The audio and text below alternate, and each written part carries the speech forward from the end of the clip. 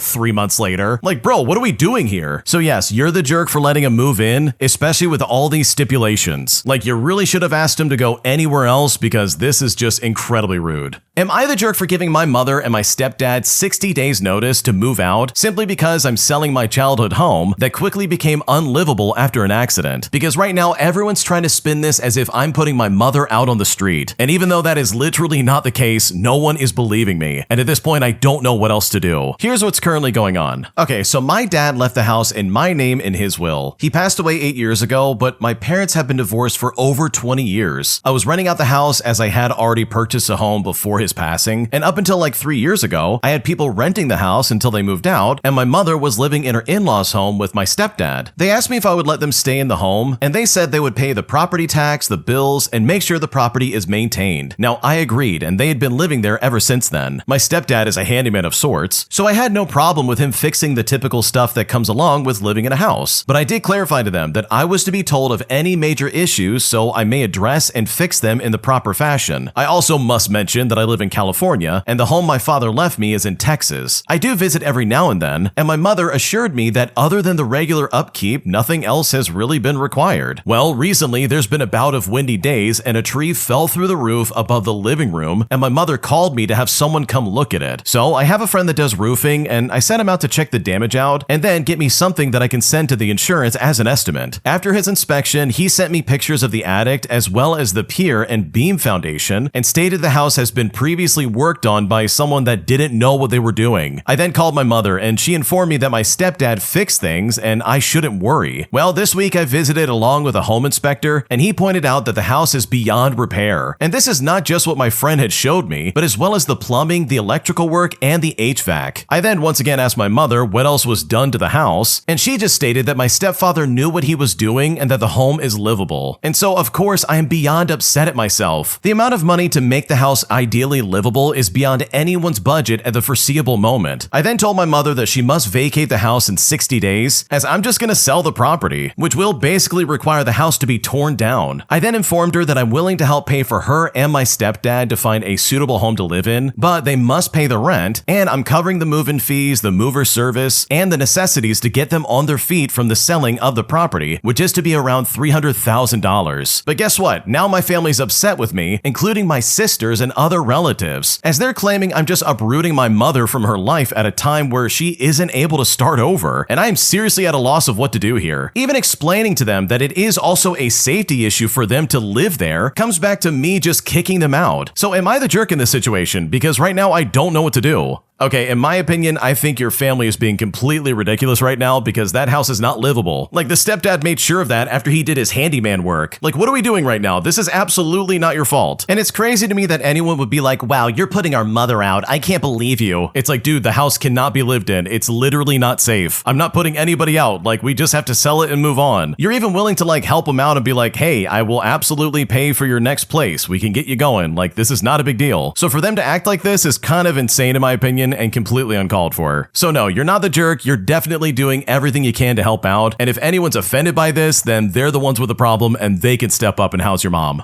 Today, I found on my husband's laptop a folder that literally says "in case we divorce," which is essentially my husband's exit plan if we ever split up. And after finding this, I feel very rattled and I seriously just don't know what to do. Here's what's happening. So I've been married to my husband for 3 years and we've been together for 6. And I really thought that things were solid between us, like genuinely no major problems, and we don't really even fight that often if I'm being completely honest. So last night he asked me to pull up a recipe he saved on his laptop while he was cooking. I open it up and I'm looking through his files trying to find it, and it's here that I see a folder called "in case we divorce." And I swear my heart dropped into my stomach. I know I shouldn't have clicked on it, but holy crap, I did. And my god, this man has documents in there. I'm talking screenshots of our bank statements, a list of all of our shared assets, a copy of our lease, notes on custody laws in our state, which is really weird because we don't even have kids yet, a whole PDF about how to split retirement accounts. There was even a draft of what looked like a separation agreement. The folder was created 8 months ago. Literally 8 months. We've been acting completely normal for 8 months, while this man apparently has an exit strategy saved on his desktop. I closed the laptop and I haven't said anything yet because I honestly don't even know where to begin with this. Do I even bring this up? Like, do I pretend I didn't see it? Part of me wants to believe that maybe he's just a planner and it's like a worst case scenario thing. But then again, who does that? Who makes a divorce prep folder when nothing is even wrong? I honestly feel sick. Like, I haven't slept at all. I don't even know if I'm overreacting or if my entire marriage is a lie. So seriously, am I overreacting right now? Because I seriously don't know what to do.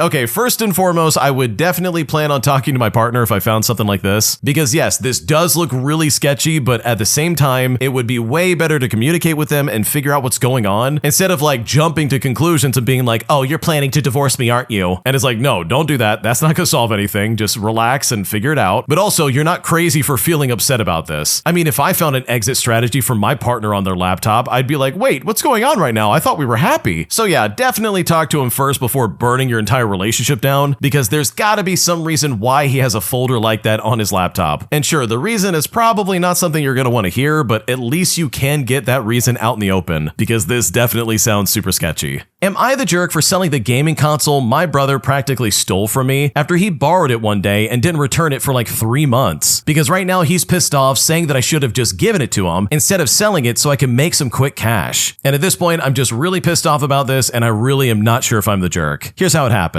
Okay, for starters, I bought a gaming console last year with my own money. I work full time, and gaming is kind of my way to chill out after work. My younger brother still lives with our parents, and one day he asked if he could borrow the console for the weekend because his friends were all coming over. And of course I said sure, like it's not really that big of a deal. I just told him to please bring it back after he's done. Well, the weekend passed and I had no console to be accounted for. I then texted him asking when he was going to bring it back, and he said it would be soon. Well, a week passed by, but still I got nothing from him. I asked again and he kept saying stuff like, yeah, I'll bring it in next time I visit. And guess what? This went on for like 2 months. Then I went to my parents' house one time and I saw him playing my console in the living room with his friends. And it's here that I straight up told him, dude, I want it back already. But he just said to me, relax bro, I'm still using it. Now at that point I was kind of annoyed, but I didn't want to make a huge fight in front of everybody. Well, another month goes by and he still has it. So last week I went over again while he was out. My parents were home, so I just grabbed the console and I took it back. Later that night, my brother calls me mad saying that I took it without asking, but I told him it was mine in the first place. He then said that if I'm gonna be like that, then he doesn't want to share games with me anymore. And I just told him fine, whatever. Now here's the part where people are kind of mad at me about. I barely play it now because work got kind of crazy lately, so I decided to sell it online and got a pretty good price for it. And when my brother found out about this, he just about lost it. He said that I should have given it to him since he was the one actually using it. My mom also said that I should have just let him keep it because he's younger and he doesn't have money like I do. But I bought it with my own money and he kept it for like 3 months without returning it. And now my brother's calling me selfish and my mom says I started drama over a gaming console. So seriously, who's the jerk here? Because I'm not sure if it's me and I just don't know if I made a mistake here. Okay, in my opinion, I don't think the original poster is the jerk at all. Like, there's no way. Their brother literally stole their gaming console and then is trying to be like, wow, you should have just given it to me. But it's like, dude, you didn't give it back for 3 months. At that point, you basically stole it. So honestly, I don't blame the original poster for selling it. I don't think I would have sold it if I was in his shoes, but I definitely would not have given it back to my brother because this is kind of some hard evidence that he can't be trusted with your property.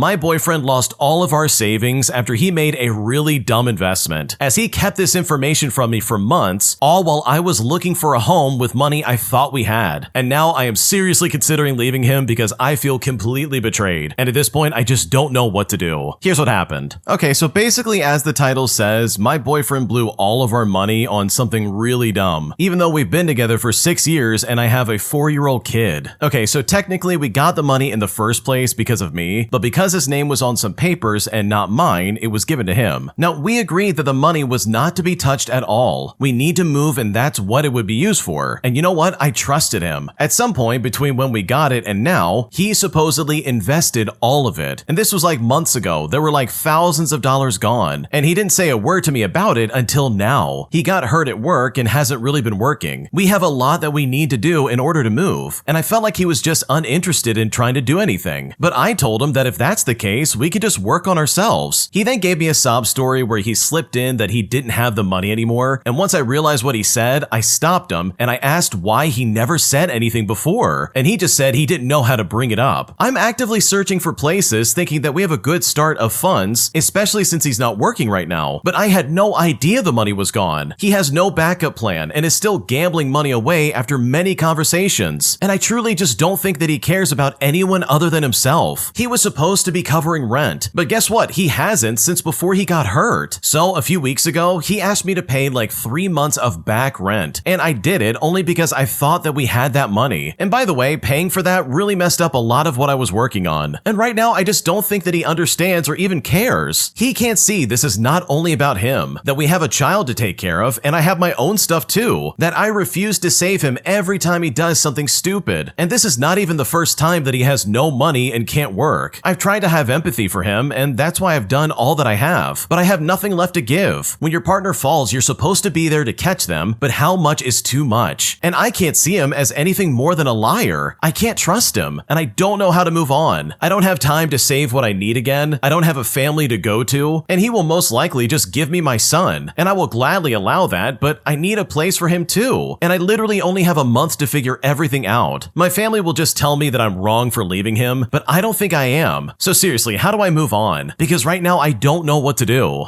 Okay, honestly, this is a crazy deal breaker for me. If I was with my partner and we saved all this money to like, I don't know, get a house and move forward with our life, and I then found out they had a crappy investment and they just lost all of it, I would seriously be pissed off. Like, you've got to be kidding me. I'm not going to tell you whether you should or shouldn't stay with this person, like that really is up to you. But I know if I was in your shoes, I would be rethinking just about everything about this relationship, because what you're describing right now sounds like an absolute nightmare. If you like Am I the Jerk, you're probably going to love Am I the Genius. Check it out, link down below in the description. Also, go to amithejerk.com/submit if you would like to submit your own stories. Am I the jerk for telling my boyfriend's mom that she's not allowed in our bedroom anymore after it's become pretty apparent that she's been snooping around? Because right now I'm being made to look like the bad guy here, and at this point I just don't know what to do. Here's what's happening. Okay, I'm a 28-year-old female and my boyfriend is 31 years old. We've lived together for about a year and his mom comes by maybe twice a month because she lives an hour away and likes to drop off food or little things for him. I used to think it was sweet, but over time I started noticing she acts way too comfortable in our apartment, and this is especially true in our bedroom. The first time I got weirded out was when I came home and found that she had folded the clean laundry that was sitting on the chair at the end of the bed. I thanked her because I didn't know what else to say, but I told my boyfriend later that it really made me uncomfortable. Since then, she has put away socks, opened the windows in our room because she said it felt stuffy, and once moved a basket from my side of the closet into the hallway because it looked cluttered. Last weekend, I got home from work and I realized that she had been in there again because my nightstand drawer was halfway open and a bottle of prescription cream I keep in the back was now sitting out front. And my God, I was mortified. I told her directly but calmly that I need our bedroom to be off limits from now on, and that if she wants to help out, she can stay in the kitchen or in the living room. She then got very quiet, and my boyfriend later said I made her feel like a thief when she was only trying to be nice. But I said nice people don't go through private spaces after being hinted at multiple times. He's now saying that I owe her an apology, but honestly, I don't really think that I need to. So am I the jerk here? Because this honestly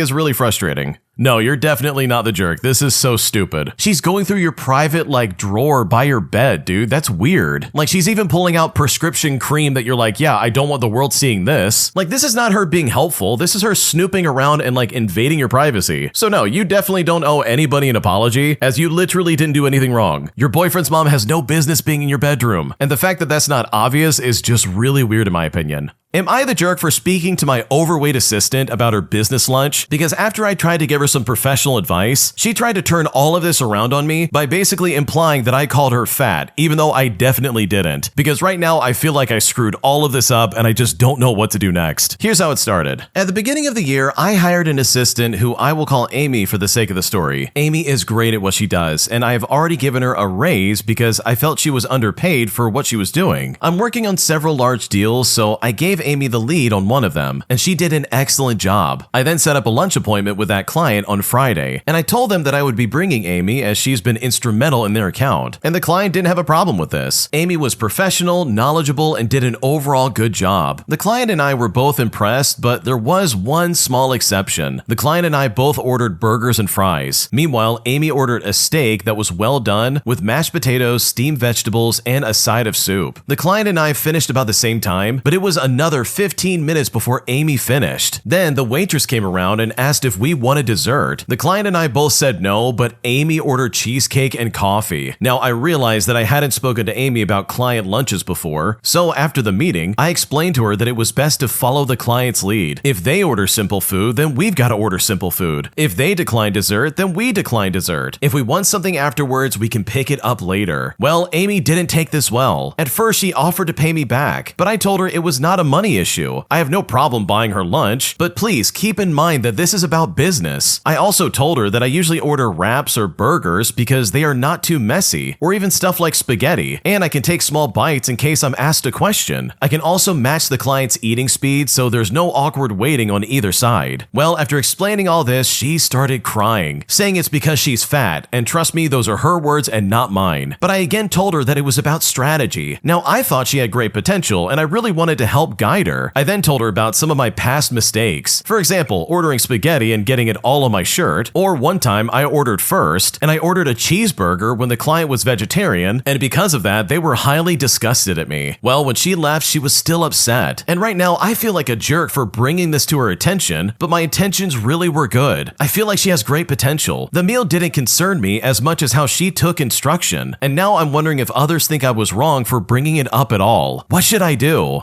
Okay, honestly, I think other people in the comments section really feel the same way here, but there is absolutely nothing you can do to get through to someone who is clearly determined to misunderstand you. Because dude, you didn't say anything about her weight. She literally used that as some kind of default cop-out instead of I don't know, listening to what you had to say. Because you said nothing about her being fat. This absolutely was not part of the issue. The real issue is that everyone ordered a burger, meanwhile she's eating an entire meal. Steak and mashed potatoes and vegetables and soup. And yeah, of course, I will definitely be the only one ordering some kind of cheesecake and coffee. Dude, read the room. This is not about you eating lunch. This is about getting to know the client and I don't know, getting a sale. So no, you are definitely not the jerk. You didn't make fun of her for her weight. You were giving her professional advice to do better business. And if she really can't take that and she's going to be like, oh, is this because I'm fat? And then storm off crying, then holy crap, she is probably in the wrong business because you didn't say any of that. And the fact that she would try to imply that is really toxic. Am I overreacting about my boyfriend leaving his Nintendo Switch at my house, as he's practically demanding that I play on his instead of my roommate's, claiming that his is better than my roommate's Switch, putting me in a situation that honestly is super annoying because I've been asking my boyfriend if I could play on his Switch for such a long time, and so for him to change his attitude suddenly just because he sees me playing on a different Switch has put me in a really bad mood, and I just don't know if I'm overreacting. Here's what's going on. Okay, so my boyfriend and I got into a disagreement last night about his Nintendo Switch being brought and left at my house. Now, I don't have a Switch, but I've always loved Nintendo games. And knowing that he had one and didn't use it, I asked him months prior if I could use it. I didn't ask to keep it or anything like that, just to use it once in a while. He brought it to my house once, didn't really get to use it because he wanted to do some other things, and then took it home because he didn't think it was a good idea to leave it. I have asked multiple times after that if I could use it, and he would just either forget about it or just say no. So after a while, I just dropped the subject. Well, Well, about a week ago, a family friend moved into my house, and he's a big gamer, and he also has a Switch. He full on said that I could use it whenever I want and however I wanted, and that I should just have fun with it. Well, my boyfriend came over and saw that I was playing with it and started giving me an attitude about using my friend's Switch. And then the next day, all of a sudden, my boyfriend brings his Nintendo Switch and all of his controllers too. Now, I asked him why he brought all this stuff, and he said because I should be playing with his because it's better. But I told him that's ridiculous. It's not like he has any different games than my friend, but he literally just completely removed my friend's Switch, connected his, and started wanting to play games with me. Well, when he did that, I told him to take it home, and he said, no, it's okay, I'll just leave it here. And for the entire week, I've been annoyed by this. Last night, I told him to take it home, it's not staying here, and the only reason he brought it over was because I was using another man's Switch, and that his ego was bruised for some weird reason. He then said that I'm overreacting, and that if it stays at his place, it's just gonna collect dust. So seriously, am I overreacting here? Like, this honestly seems super weird, and I don't know what to do. Yeah, your boyfriend's being a complete jerk. Here you are asking him like, dude, can I please just use your Nintendo Switch like even one time? And he says no repeatedly, but the second your male roommate steps in and says, oh yeah, you can use my Switch, suddenly this guy's like, oh no, you're gonna use mine, mine's better. Like, bro, why not just give it to her in the first place? Why be so difficult about this? It really just seems super childish to act like this and to like be so standoffish with your girlfriend until she finds another way to like make this happen. So no, you're not overreacting. It seems like your boyfriend definitely did this on purpose, and that in my opinion is unacceptable. An entitled jerk parks his car in my driveway and then decides to give me an attitude when I ask him who he is, which honestly was so baffling because this guy had no reason to act this entitled, and I'm truly just so blown away by the way he acted that I just simply cannot get over it. Here's what happened. Okay, for starters, I was just sitting on my front patio minding my own business, enjoying the weather and just people watching in general. Well, suddenly a guy pulls his car into the driveway behind my car and gets out. I have no idea who this person is, and when he gets out of his car, he doesn't even look my way or say anything to me. Now, I was curious about who he was, so I say to him, hey, can I help you with something? I just wasn't sure why he was there because I'm the only tenant out of the two houses at the moment, and I don't know if he's planning on parking and leaving. He then says back in a snarky tone, no, you can't help me with anything. I'm just delivering something next door. Are you going to be moving your car in the next 3 minutes? I then replied back by saying, you know, I'm just asking because I don't know who you are, and you don't have to give me an attitude since you're parking in my driveway. He's gone for a few minutes and then comes back to get his car. He then rolls down his window and shouts to me that I'm a jerk and a Karen. And it's like, what in the world, entitled much? If he would have gotten out of his car and said something somewhat friendly like, oh, I'm making a quick delivery next door. Do you mind if I park here for 3 minutes? Then I honestly would not have minded at all. He then came back like 10 minutes later after my guy friend showed up and parked behind me. I guess he forgot a bag when he was delivering or something like that. And I pointed this guy out to my friend and he looked over the both of us. And wouldn't you know it, he suddenly had nothing to say. He gave me so much attitude for no reason. He felt entitled by parking in my stupid driveway, then being a douchebag when I simply asked who he was. There's some serious rage going on with this guy that I don't think anybody can help out with. Yeah, that guy's got some guts, dude. There's no way I would ever be okay with this. First of all, there's cameras all over the place, so there's a very high likelihood someone recorded that interaction, and I can guarantee you whoever he's delivering for will probably see it online, as it seems like this kind of banter always goes viral online, where it's like, oh yeah, this guy parked in my driveway and he refused to move, or something like that. So this really could have gone bad for the jerk in question. Like, this guy had no reason to give an attitude like this, and he had no reason to be like, oh, I'm just gonna be gone for like 3 minutes. It's not a big deal. Like, this could have been really bad for him and his car. Like, dude, if the original poster was a different kind of person, they could have easily keyed your car and denied ever even touching it. So yeah, this guy has some guts on him to act this entitled about someone else's driveway, because under any other circumstance, and I would argue like most other circumstances in today's day and age, things could have ended in a significantly different manner. I banned a woman from my social media page, only for her to then threaten to call the police on me if I don't unban her, which honestly was like super amusing to see and incredibly frustrating at the same time. Here's what happened. Okay, so I have a small Facebook group that functions as a community message board, all because I found other ones way too cluttered. They're also like a very simple set of rules that are mostly self-policed, since it is a fairly small town, but I do exit people from time to time if they're problems, or if they try to bring up like arguments about national politics or things that are really irrelevant. Anyways, this woman, who has been kind of a problem before, is apparently a member of Alcoholics Anonymous by her own admission, and that's totally fine. Like, that's all well and good, and truly, I say good for her. Well, that was until she publicly outed another member of Alcoholics Anonymous. For the uninitiated, the anonymous part is really important for this organization, and that is a huge violation of community trust. I banned her in like a second because that is something you do not do to people in recovery. Well, when I do this, she starts messaging me incessantly. Then she starts messaging my wife and then other administrators saying that it's not fair and that she doesn't even remember doing it, as though that's some kind of like excuse that makes it any better. I told her to go make amends with the person she did it to, and if that person was okay with it, then and only then would I consider unbanning her. I get that we don't always catch people at their best moments, and I wasn't the wrong party, so this seemed like maybe a little more than reasonable. Well, of course, she followed up with something far more reasonable. She not only refused to apologize to the person, but she also said she was going to call the police on me if I didn't allow her to post in a Facebook group. She phrased it like she was doing me a favor by not having already done it, which is a really good way to make yourself not look like a menace lady. I don't know if she ever did, but apparently in this entitled mind, I should be forced to take my time and effort to provide this woman with a community under threat of state violence. But eventually I blocked her and I reported her, because this was some crap I did not want to deal with for another second. Yeah, this lady's a piece of crap, dude. You don't do that. Especially outing someone for being an alcoholic. Like, dude, the anonymous part of that organization is super important. So good for you for getting this lady out of your community. She sounds like a piece of crap, and honestly, you did the right thing.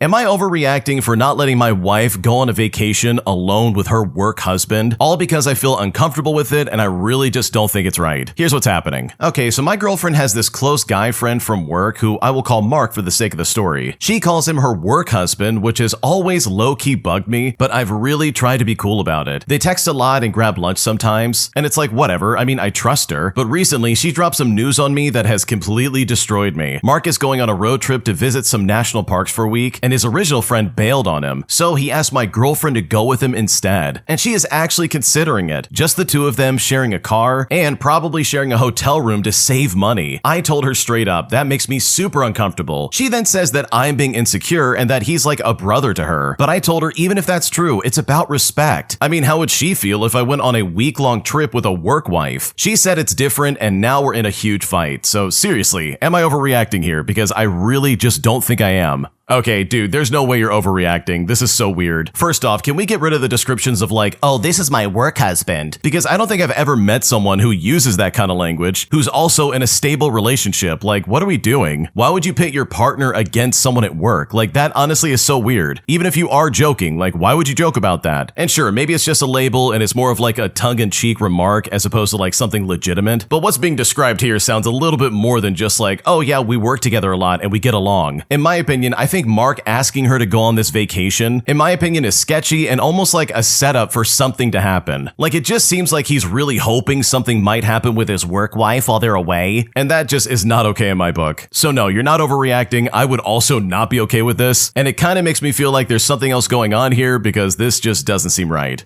Am I the jerk for not liking my birthday present that my coworkers gave me? Because after the fact, they kind of called me out for not being grateful, and at this point, I don't know if I made a mistake. Here's what happened. Okay, so I work in a small company of about 6 employees, and my birthday is just 2 days apart from one of my coworkers, who is also now my good friend since we have been working together for like 4 years now. Every birthday, we make sure that everybody gets something thoughtful and everybody contributes. And everybody's okay with participating as long as it's not expensive, but I always think that it's better to spend the same amount for everybody. And since we're celebrating my coworker's birthday and mine at separate times, I feel like it should be the same amount. I usually say something about it, how equity is important, and this time directly asked if our presents were more or less the same amount. When asked about it, they said they got me something small, but that it was the intention that counted, and that I would be very happy with my present. And if I wanted my present to be the same amount, then I shouldn't spend so much money on my coworker's gift. And for reference, his present was like $35, and everyone agreed to participate. Now, my other coworkers were aware of both presents, and they helped me choose my friend's gift. Now, to add additional context, I have a particular taste which makes gift giving really easy for me. I moved into a new apartment and I'm decorating, and because it might be relevant, I have a dog which I love very much and is a very big part of my life. So we went out celebrating the birthdays yesterday evening with the whole team, and eventually the time for giving out presents came along. My friend was very happy with his, so I was happy. But as I opened my gift and realized what it was, I could not contain myself by saying, "What is this thing?" It was the most hideous thing I've ever seen in my life. It was a dog garland with very poorly painted dogs on this thin cupboard put in a garland. And I seriously was so surprised and disappointed by this that I couldn't fake liking it. I didn't openly say that I didn't like it, but I just kept repeating that it was dog garland, and that they obviously knew me well, quite ironically, but also with like an edge of anger if I'm being completely honest. I quickly moved on to another subject because I felt I was being disrespectful, and I also knew I could cry very easily. Later in the evening, they said my reaction was not appropriate. They tried to justify choosing it because they didn't know what to get me, and that they saw this in the plant store next door and really thought I would like it. I didn't want to make them feel bad about the gift, and I tried to reassure them. So I showed the garland to a bunch of people to try and get different opinions. And you know what? They all say that it's hideous and that it wasn't very nice to give to me. But honestly, I don't know what to think. Is it normal to let something like this affect me so much? Am I really the jerk for reacting this way? Because right now I don't know what to do.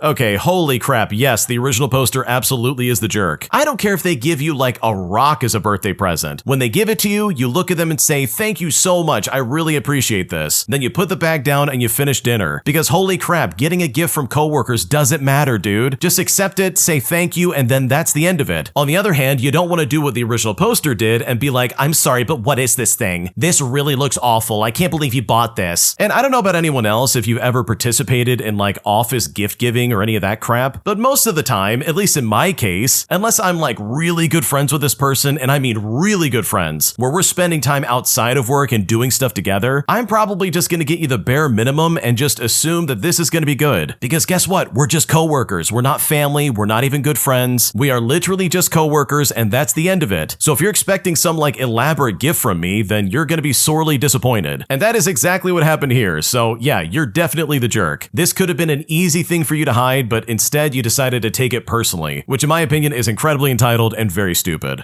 My entitled coworker literally starts acting insane the second I rent out a room to him in my house. Because after he started stealing items from me as well as acting incredibly crazy when he got drunk, I finally had to break the lease and evict him right there on the spot, resulting in one of the weirdest blow-ups I've ever seen in my entire life. Here's what happened. Okay, so this was from about a year ago, but honestly, it still makes me angry even to this day. So I met my renter driving to work one day. He and I were on the same team, and the bus stop was a mile from our building. I decided to be nice and picked him up in the mornings as I came in. We got to know each other, and he told me that he had lost his car and license due to some DUIs and was currently living on a friend's couch after a nasty divorce. He seemed very honest and open and just like a dude down on his luck. Well, against my better judgment, I offered to rent him a room in my house. I own a 3-bedroom place to myself and 2 dogs, and I figured I'd be helping someone out and making some income off of my empty space. Well, it all started off as small things. Him not owning anything and wanting to borrow until he could get some income going. And this included a bedspread, some pillows, a towel, a lamp, etc. And I thought to myself, okay, that's no big deal. He said that his girlfriend got all of his stuff in the divorce, so I figured this is gonna be helping him out. Well, it took him 6 months to buy his own towels. And as he got more comfortable, he got more entitled. He used all of my cleaning supplies and toilet paper. He took my pillows from the sofa since they were, according to him, communal items to use in his bed. He even used my kitchen towels to blow his nose and hoarded them in his room. He ate my food, he used my spices, and he ran his TV 24/7. But his true colors came out after a few weeks. I lived downtown in a capital city, and he went out every night and got drunk. He'd always forget his key and ring the doorbell and knock on the door at like 2 in the morning, waking me and my dogs up in the process. He would then make drunk meals and leave the dishes and food out. Well, I finally started charging him $25 per key, and I told him that past 9 o'clock, he's going to be sleeping on the porch. Well, $200 later, he finally took me seriously. But guess what? This behavior escalated more and more. I'd firmly remind him that he was overstepping and he was violating his signed agreement. And then suddenly he would act remorseful and apologize and promise to be better. But I kept it very professional. I never let him meet friends or hang out with him. He was just a tenant and not a friend, and this was my house. It finally came to a head when he banged on my bedroom door at night, demanding I let him in, as well as saying some really gross, inappropriate comments. I let him know that I was canceling his lease and he was to leave in the 30-day notice. The next day, he got belligerently drunk, was screaming in my face that I can't kick him out of his house, and he has every right to use anything he wants in his house. Then I went to my room only to then find out that he had gone through all of my stuff. I then had 2 friends come over to tell him to leave, but he sat on the floor and refused to move like a child. His friend finally got him to pack a bag and then he left. But the next day he came back saying that he was going to sue me and sent me a Venmo request for money to compensate his emotional damages. But it's like, no, I'm definitely not going to do that. He also refused to give me my key back until his friend threatened to leave him on the curb. Well, I filed a police report and I let our managers know that I no longer felt safe working with him. Well, fast forward and it's been a year and I still get glimpses of him from time to time. And sure, he is as smug as ever, but at least it's not in my house, which truly marks one of the worst decisions I've ever made in my entire life. Okay, I can't imagine living with a coworker, like, in any capacity. Seriously, this guy was just out of his mind. First off, dude, you gotta start vetting your sources way better before you're like, oh, you can live with me, because maybe I'm just like a heartless jerk, but like, dude, I gotta know you way better than that before I rent out a room to you. And I don't know about anyone else, and I'm not trying to make a judgment call, but the second someone says, yeah, I lost my license due to DUIs, not even, hey, I'm getting my license back or I'm improving my life, but they're saying, oh yeah, I got DUIs like currently, and I can't have a car because of that, like that would be a huge red flag in my mind where I would be like, okay, I'm probably not going to rent to this person. And it sucks because I'm right in this situation because this guy turned into a monster. He's demanding things, he's taking your property, and he's trying to act like I could do whatever I want in my house. But it's like, bro, this is not your house. You're renting from me. Like, you can't act like this. So yeah, good for you for kicking him out, but also holy crap. Hopefully something like this doesn't happen ever again because I cannot imagine dealing with this person both at work and at home. If you like Am I the Jerk, you're probably going to love Am I the Genius. Check it out, link down below in the description. Also, go to AmITheJerk.com/submit if you would like to submit your own stories. Am I overreacting to the fact that my boyfriend won't help me buy a laptop for school? Because after going back and forth on this, I honestly feel a little bit offended over the situation, and at this point, I don't know what to do. Here's what's happening. Okay, I want to start off by saying that I feel really dumb posting this, and honestly kind of selfish too, but I need an outside opinion because I'm not sure where to go with this. I'm turning 18 in June, and I'm taking college classes this semester, and one of them requires a laptop. I told my parents this, and my dad gave me his old MacBook from 2017 that had not been turned on since COVID when I used it for Zoom classes. It lasted about a month before it finally stopped working. I told my boyfriend about it and said that I had just started selling baked goods at school to save up for a laptop since I don't have a job right now. Well, that night he told me that he would give me $500. I told him I didn't want his money because not long before that, I had asked him to buy me Chipotle once and he made a big deal about it and told me to get a job. Then he said that the $500 would be a loan. The next day he said no, he would just give me the $500 straight up. Over the past 2 weeks though, that number has changed a lot. It went from $500 to, oh, I'll go half, all the way to $100 and then to $250. And now it's basically turned into, well, you don't need one that bad, I'll just buy you one in the summer. Now, just to give some kind of context here, when he said he would go half in, I had already made like $200 selling cookies and brownies at school. I told him I wanted to keep saving and that in about a month, I would probably have around $500 saved, and then we could look at laptops together. That same day, he randomly sent me about $40, and I didn't ask for it, but he said that it was a gift. Later that day, he asked for it back because he needed money for protein powder and didn't want to move money between his accounts. He then said he would give it back in 3 days when he gets paid, which never even happened if that matters. Then, a few days later, I told him that situation really hurt my feelings. Not because of the $40, but because it felt like he'd rather inconvenience me than just move money around himself. We went back and forth and he ended up calling me ungrateful. He also said he wanted the money for himself because I don't buy him anything, and he's the only one who buys things in the relationship, and that he gave me $200 a month ago. For context, that $200 basically went right back to him. For his birthday in January, I ordered balloons through DoorDash that ended up coming uninflated, which was about $50. He said he'd return them, but he never did. Then for Valentine's Day, I shipped him a gift box, and the shipping alone was around $80. He said that he felt bad and paid me back, and the leftover money mostly just went to me buying him food like 3 more times times that week. At the end of the week, I asked him to buy me Chipotle, and that's when he called me jobless. And after that argument, I sent him the $200 back because I didn't want it hanging over my head. I also sent him a screenshot showing him that I did, so now he knows exactly how much money is in my account. After all of that, he said he'd only give me like $100 towards the laptop because apparently I already have enough money and because he just gave me $200. Now, here's the thing. I have a little over $1,000 saved up right now, but I explained that I'm not going to spend all of my money on a laptop. But then last night, he pre-ordered himself the brand new fully maxed out MacBook Pro that cost around $4,000, which is right after telling him I was thinking about getting the MacBook Neo, which is fine. I mean, it's his money and he can spend it however he wants. But right after he bought it, he told me, "Oh, you don't need a laptop that bad, right? I'll just buy you one in the summer." And honestly, that just made me feel like crap. Not because he bought the laptop for himself, but because the help that he offered kept getting smaller and smaller. And now it's basically turned into, okay, well, maybe later. I'm also scared to even bring it up because whenever I try to talk about stuff like this, he gets angry and says I'm ungrateful. But to me, it's not really about the money. I think it's more that he just says he'll do these things and then doesn't follow through. So with all that in mind, am I being selfish? Like, am I allowed to be hurt here? Because really, I don't know what to do. Okay, I gotta be completely honest with the original poster. You sound very entitled and very spoiled in this situation. You have $1,000 saved up in your savings, and I totally understand that you don't want to blow that money on a laptop, but I'm telling you, going to your boyfriend and being like, "Oh, please give me $500 for a laptop." Like, bro, that is not a good look. I don't care who you are. Like, I would personally much rather drop the couple $100 on like a basic laptop for school than go to anybody and try to negotiate how much money they're going to give me, let alone with someone who's going to be like, "Oh, it's going to be $500. Oh, just kidding. Now it's only $100. Like, screw that, dude. Just buy it yourself. Because seriously, let's look at the facts here. If you need this for college, then you need it. You can't wait till the summer. It's something you clearly need like right now. So either take out a student loan and like make that happen, or just buy it yourself. And if that involves you getting a part-time job at night, then so be it. Like, that's what you got to do if that's the case. So yeah, in my opinion, I think you're overreacting. I think you're acting very spoiled. And I think if you want to try and have some kind of dignity at the end of this, I would just buy that laptop myself and just not look back. Am I the jerk for telling my girlfriend to stop sharing her food after she recently shared her food with a friend of ours who practically ate the entire plate that she had in front of her? Because right now she's pissed off at me for calling this out and I just don't know what to do about this. Here's what's going on. Okay, so my girlfriend always offers to share her food with everyone when we go out to eat. I've asked her why she does this and she says it's just how she was raised, to always make sure everyone else at the table is taken care of before she eats anything. I've told her multiple times that while it is an admirable gesture, she doesn't have to do that, and that no one will judge her for not offering her food because they have their own meals. This isn't just like with shareable items either. She will offer bites of her burger or pasta or soup and other things that are simply not easily split, usually ending up with another person taking direct bites or stabbing their used forks and depositing their saliva onto her food. Aside from this being like really gross, I've also told her that she really needs to avoid offering her meal, especially when we dine out with my friend who I will call Brian, because he's the type of person who has no self-control with food and zero self-awareness to understand that help yourself does not mean, oh, you can eat all of it and I won't mind. This has happened a lot in the past, where he will house like 90% of the shared appetizer plate because the rest of us were talking and being polite, and he just assumed that meant we weren't that hungry. I wouldn't care as much if he paid for it, but he's almost always broke, and he doesn't seem to understand what tax and tip are. If the item was listed just under $12 in the menu, when the check comes, he'll toss in exactly $12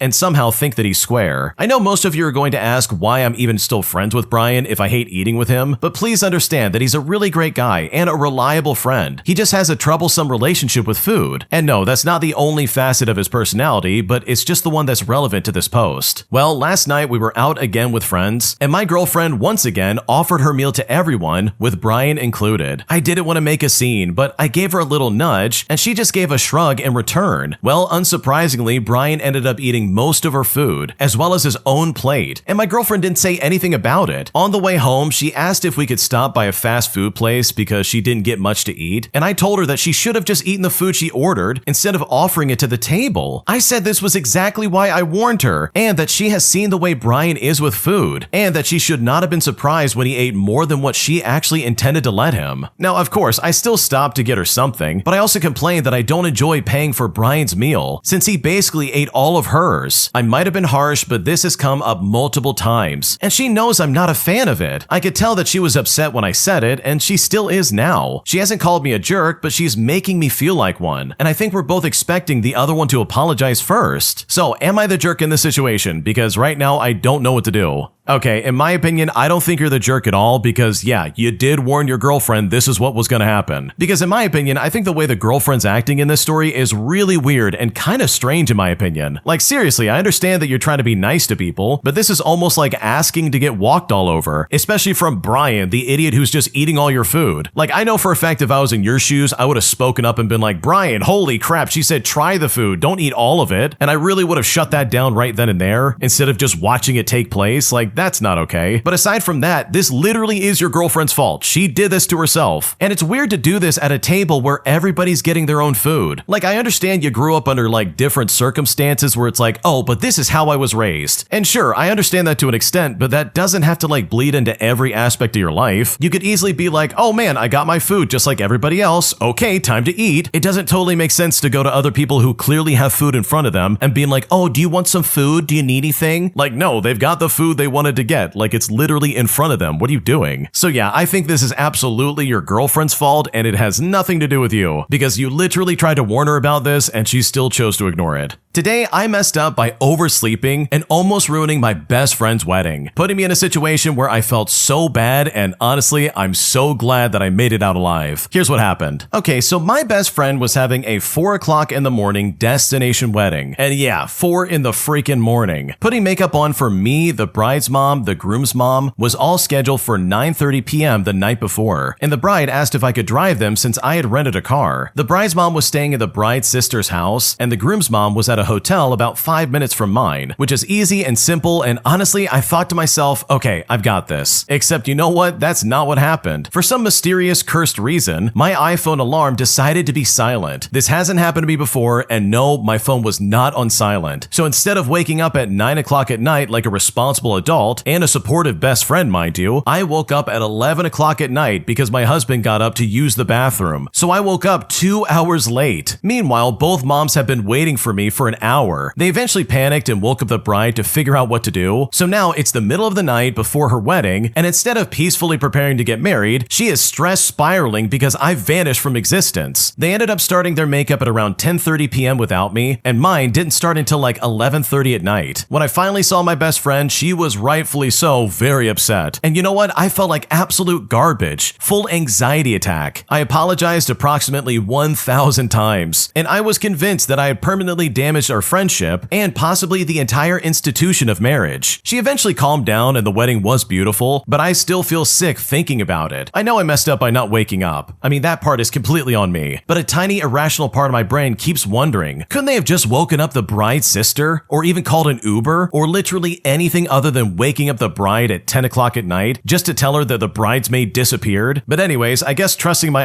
iPhone nearly made me become the biggest villain in my best friend's wedding story, and it's something that I don't think I'm gonna forget anytime soon. Okay, I want to say that I completely understand where you're coming from. That had to have been stressful, and I'm sure you felt like garbage, and clearly you do. Like, you said it pretty clearly that, yeah, you feel awful about this. But bro, you're having a wedding at 4 o'clock in the morning? Like, what are you doing? That is way too early. This has got to be some, like, sunrise wedding where it's like, oh, the sun's up and I'm getting married. This is great. But it's like, dude, what are we doing? This sounds like a nightmare. I would hate every second of having to get up that early the night before, stay up all night just to get married, and then pretend like for the rest of the day I'm not exhausted. Like, holy crap, I would never want to do that ever in a million years. So yeah, you messed up, but honestly, based on what you're describing, it kind of makes sense, and I think that could happen to probably just about anybody. My entitled sister-in-law is blaming me for her kid not getting into a really good school, saying that because I refused to use my wealth to make a substantial donation on his behalf, her kid is now not going to be allowed to join this school like they want him to do. And at this point, I'm honestly kind of feeling guilty about this, and I don't know if I'm in the wrong. Here's what happened. Okay, to start things things off, I've done very well for myself financially. I won't get into a lot of details, but my business makes high 6 figures, low 7 figures in profit each year. But I will say, I'm determined to not be a jerk who just stockpiles money. I live a very fulfilling life, but I also make sure to help my family. Now, this is where the real issue comes into play. One of my sister-in-laws teaches in a school in a very poor area. I drop about 6 figures each year in charity money to help her school, and just to help out the students in general, whether that's paying for food, clothing, supplies, or even funding a few programs. And this is separate help from what I provide to the rest of the family. Well, my other sister-in-law has been looking into getting my nephew into some really fancy school, but since he hasn't been with them since kindergarten, they are implying that he will only be accepted if his parents make a substantial donation to the school. Well, my brother and sister-in-law came to me asking for me to provide said donation, but when they did that, I refused, because I think it would be better to provide for kids that really need help instead of some hoity-toity private school with a crest and long history. Long story short, after a long back and forth, my sister-in-law says that I'm a jerk for playing favorites and for ruining my nephew's future by refusing to help him get into this school. So seriously, am I the jerk? Because right now I'm not really sure.